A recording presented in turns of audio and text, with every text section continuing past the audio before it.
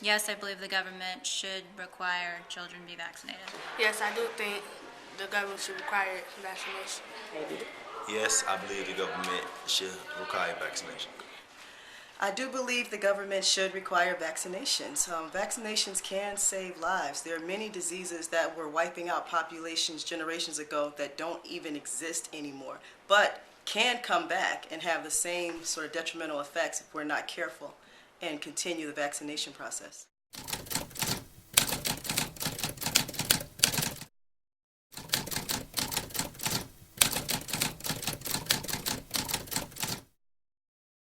The polio virus attacks certain kinds of nerve cells, and for hundreds of years it killed and crippled, especially children. Polio is a disease that's caused by a germ. In this case, it's a virus, so it's a very tiny organism that is spread from person to person. Polio is a disease that attacks the myelin sheath of the body.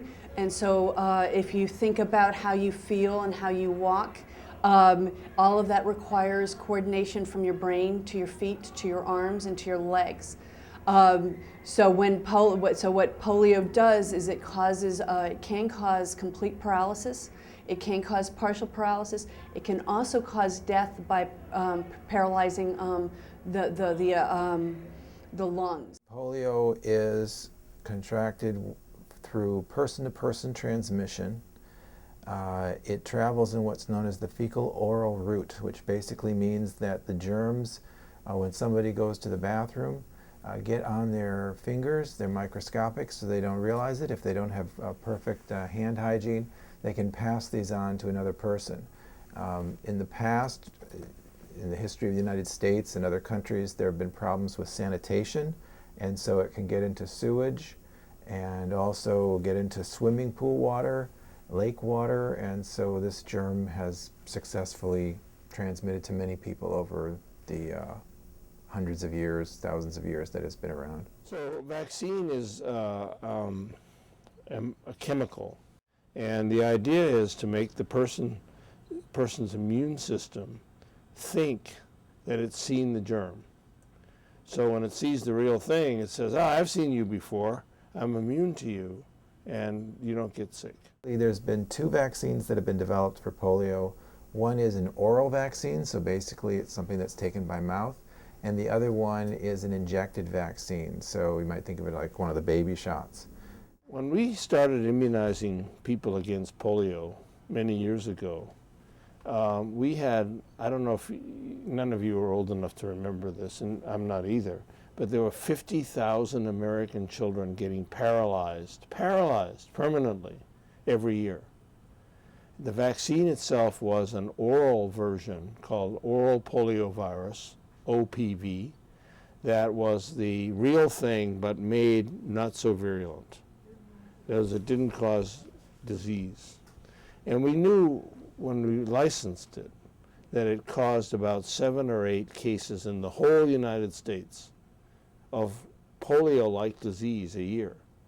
So the trade-off seemed good. Save 50,000 children paralyzed every year. The price of it is about 8 cases, mostly in adults. And that was the policy of the land for a long time. And then we actually were so successful that we got the 50,000 cases of paralytic polio down to 0. But the 8 cases didn't go away.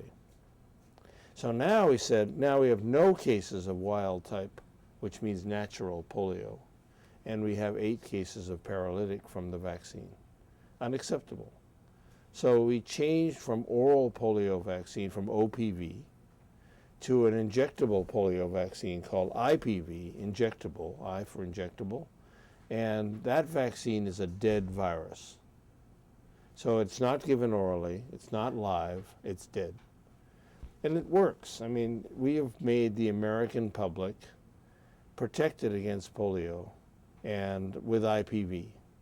And guess what? Because we don't give the oral polio vaccine anymore, there's no more 8 cases.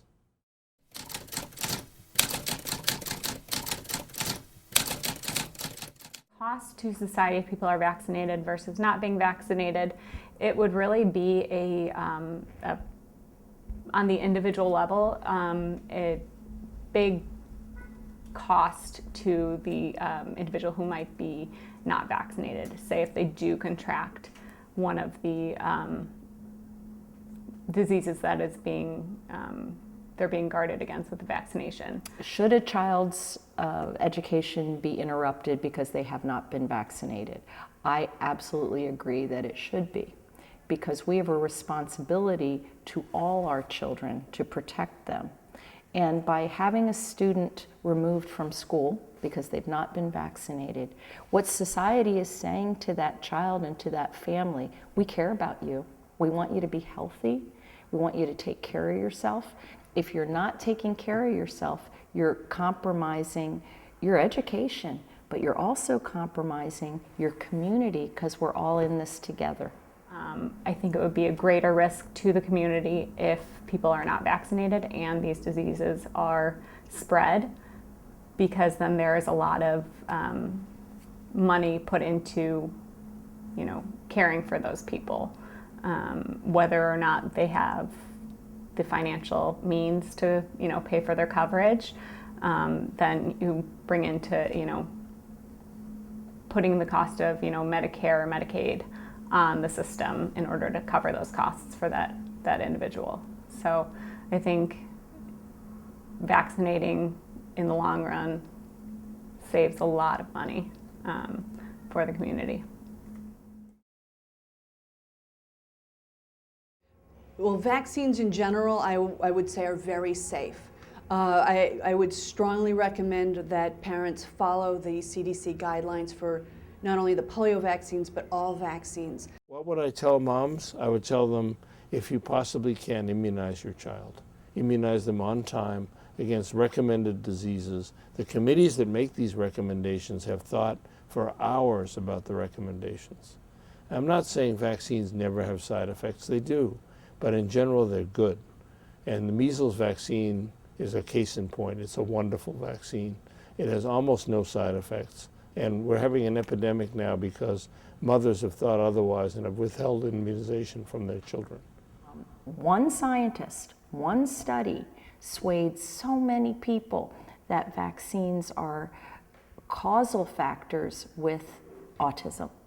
And causality is really hard to prove. So what we need is our organizations like the AMA, and for the government to listen to organizations like the AMA that put together many, many studies and use our best knowledge to best protect people. I just had a call this morning. We sort of wrestled with this issue. And in Illinois, we have religious exemptions, but we do not have any other kind of exemptions. We don't have philosophic ones. So if a mom says, oh, I don't want my kid to have vaccines, she can't do that.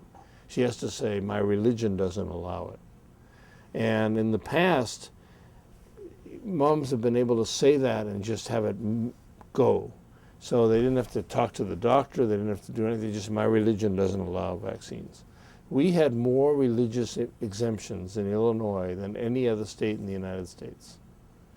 Many states, all states have religious exemptions. A few states also have philosophic exemptions as well. We don't. So we are trying to, this Illinois Vaccine Advisory Committee that I chair is trying to change the exemption rules in Illinois so that if you're a mom and you have a legitimate religious reason to not be immunized, you can do that, but you have to sit and face the doctor once a year and you have to sign a paper once a year. That's what we're working toward. We currently don't have that. So this should be part of prenatal care. All right. If we help people to understand how important it is to their child, to their community, to themselves, that we use these vaccinations to maintain our health, which maintains our happiness, and through education, show them the data, show them the money. Right? I think that that's one way we can persuade. I think we persuade best with data. And if that's part of parental education, wow, I think that will help a lot of people understand that the hype about vaccines causing disease and causing cognitive issues is just not substantiated by the data.